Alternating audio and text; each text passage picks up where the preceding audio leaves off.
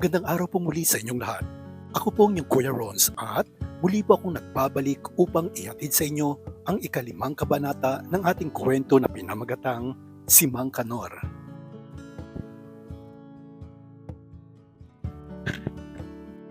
Paalala, ang kwentong ito ay hindi angkop sa mga taong hindi bukas ang isipan, lalong-lalo na sa mga taong feeling conservative. Ang channel na ito ay for adults mindset only.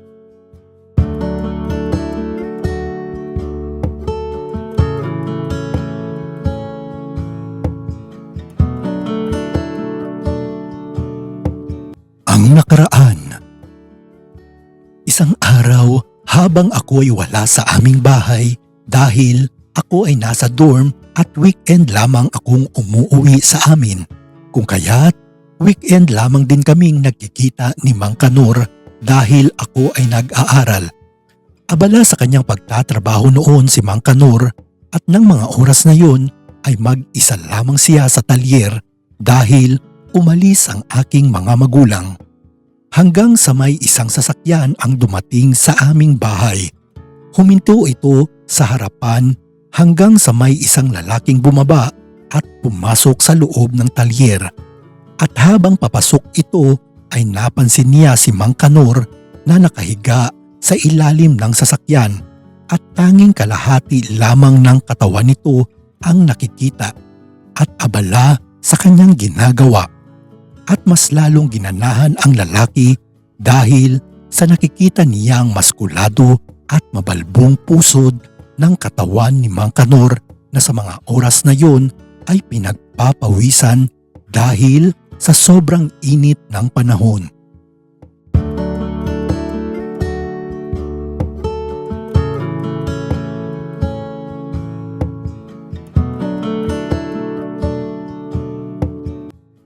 Mukhang natitipuhan naman ng lalaki si Mang Kanor kahit na sa mga oras na yun ay hindi pa nito lubusang nakikita ang mukha niya at napapakagat pa ito ng kanyang labi habang nakatitig sa ibabang parte ng katawan ni Mang Kanor.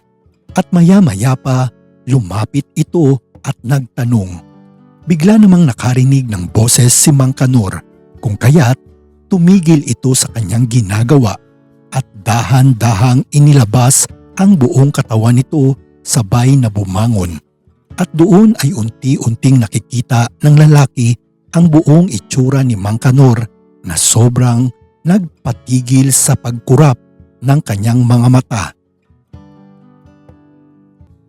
Nagpakilala ang lalaki kay Mang Kanor at sinabi nito ang kanyang pangalan na siya nga si Nico. Tinanong ni Mang Kanor kung ano ang kanyang pakay sa mga oras na yon, kung kaya't sinabi ni Nico na kung pwede ba nitong ipagawa ang kanyang sasakyan dahil sa nasiraan ito kaya napatigil sa harapan ng aming talyer. Medyo may kalandian din ang lalaking si Nico dahil sa parang inaakit nito si Mang Kanor dahil pagkatapos nitong magpakilala ay biglang hinawakan nito ang pawisang katawan ni Mang Kanor at sinabi niyang, "Napakahat mo naman, Mang Kanor." Medyo naiilang naman si Mang Kanor sa mga kilos ni Nico, subalit hindi naman niya ito ipinapahalata sa kanya.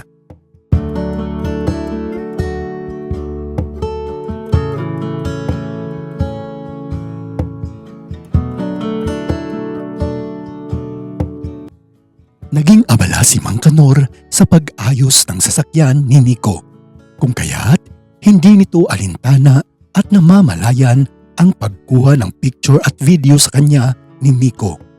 Lumipas ang ilang oras at natapos din ni Mang Kanor at naayos ang sasakyan nito, kung kaya ay labis ang pasasalamat ni Nico sa kanya.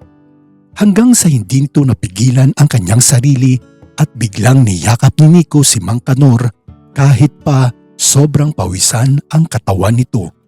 Nabigla naman si Mang Kanor subalit hinayaan na lamang nito si Nico sa mga sandaling nakayakap ito sa kanya. Ilang sandali pa at bago tuluyang umalis ay kinuha nito ang kanyang cellphone at pinikturan muli si Mang Kanor na noon ay nakataplis lamang at kitang-kita ang kanyang magandang pangangatawan at labis ang kanyang pagpapawis sa mga sandaling iyon at wala nang nagawa pa kundi ang hinayaan na lamang si Nico.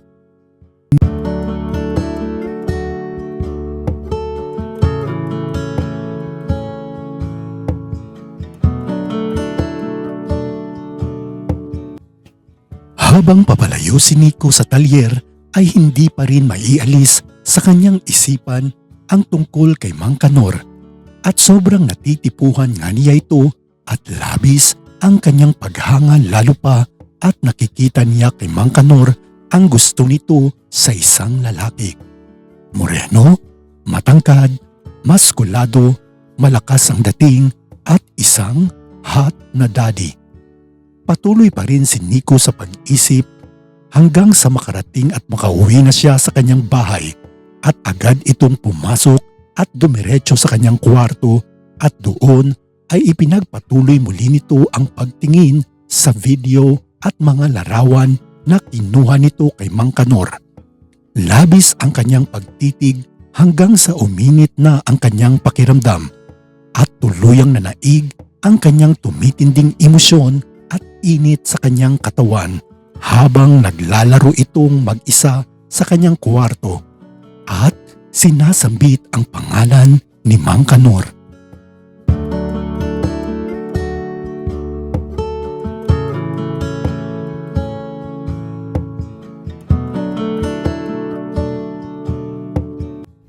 Lumipas ang ilang araw hanggang sa sumapit ang Miyerkules ay nagkatampuhan kami ni Mang Kanor dahil sa sobrang naging busy ako at halos hindi ko na nasasagot ang kanyang mga tawag at mga text messages sa akin kung kaya't nakaramdam ng kalungkutan at pagkadismaya si Mang Kanor sa akin hanggang sa hapon noon at wala pa rin siyang natatanggap na tawag at reply ko sa kanya kung kaya't pagkatapos ng kanyang trabaho ay nagpaalam ito sa aking ama.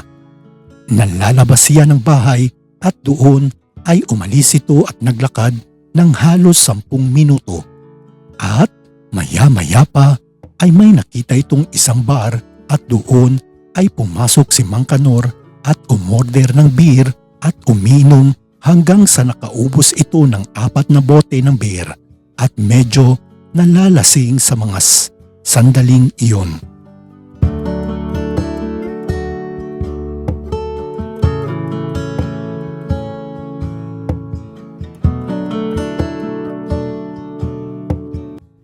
Medyo naparami naman ang nainom ni Mang Kanor sa mga oras na yon at hindi na nito namamalayan ang mga tawag at message ko sa kanyang cellphone dahil sa nagtatampo nga ito sa akin. Ilang sandali pa at may dumating na 3 lalaki at 2 babae na medyo nakainom na rin sa mga oras na yon. Subalit, ang isang lalaki doon ay si Nico. Pumasok sila sa loob at doon ay napansin ni Nico ang isang lalaking familiar ang itsura sa kanya habang tumatayo ito at naglalakad papasok sa CR. Tinitigan ni Nico ng mabuti at doon ay nakilala nga niya si Mang Kanor. Nagpaalam si Nico sa kanyang kasamahan at sinundan si Mang Kanor at doon ay lumapit siya at nagpakilala sa kanya. Subalit dahil sa naparami na ang nainom ni Mang Kanor at nang napatitig ito kay Nico ay nakikita niya ang aking pagmumuka kung kaya't agad nitong hinawakan at hinila papalapit sa kanya at biglang hinalikan nito sa labi si Nico.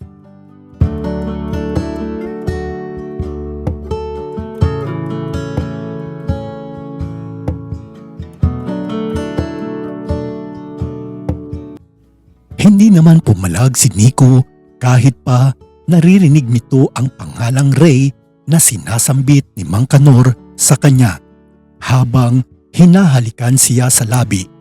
At dahil sa kapusukan at hindi na rin nagpapigil si Nico at hinila nito si Mang Kanor papasok sa loob ng bakanting CR at doon ay sobrang pinanggigilan nito at isinagawa ang kanyang mga balak kay Mang Kanor na sa mga oras na yon ay labis din ang pagiging agresibo nito kay Nico na ang kanyang buong akala ay si Ray sa mga oras na yon. Halos umabot sila ng 20 minuto sa loob at dahil sa wala masyadong tao at alam din ng kanyang mga kasamahan na merong milagrong ginagawa si Nico sa loob ng CR. Kung kaya ay hinayaan na lamang nila ito hanggang sa tuluyan ng matapos si Nico at Mang Kanor sa kanilang paglalaro sa loob at doon ay naipalabas nilang dalawa ang kanilang nag-aapoy na pakiramdam at parehong lumabas na sobra ang pagpapawis nilang dalawa.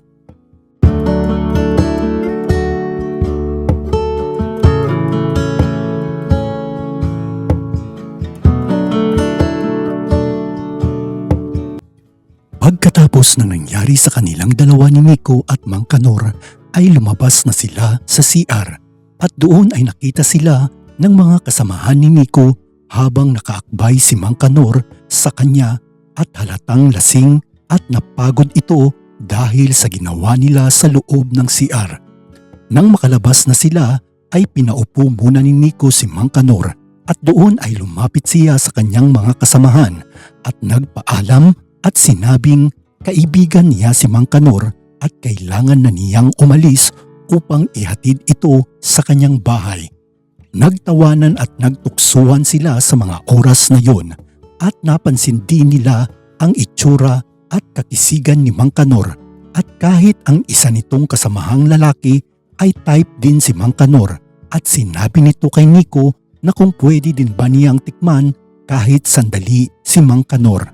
Hindi pumayag si Nico at pinigilan nito ang kanyang kaibigan at ilang sandali pa ay binalikan na nito si Mang Kanor at doon ay umalis na silang dalawa sa bar.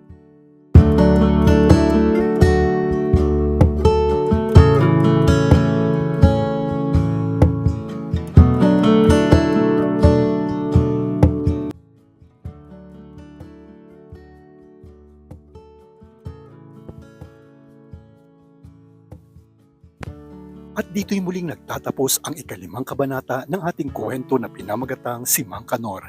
Abangan niyo po muli ang susunod pang kabanata. Huwag niyo pong kalimutang mag-like, mag-subscribe at mag-share muli. Kung gusto niyo po ang story na to, maaari niyo po akong suportahan sa aking GCash number na naka-flash sa screen. Ako po muli ang inyong Kuya Rons at maraming salamat po.